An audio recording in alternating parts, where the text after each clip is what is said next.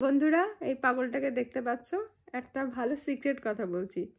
আমার মেয়ে যদি কান্না পায় তখনই মুড়ি দিলে ঠান্ডা হয়ে যায়, রাগ হলে মুড়ি দিলে ঠান্ডা হয়ে যায়, খুশি হলে মুড়ি দিলে ঠান্ডা হয়ে যায়।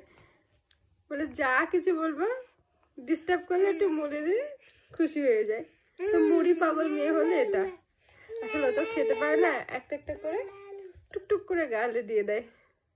এটাই তোমাদের সাথে শেয়ার করছি। কি রে, মুড়ি ভালোবাসিস? মুড়ি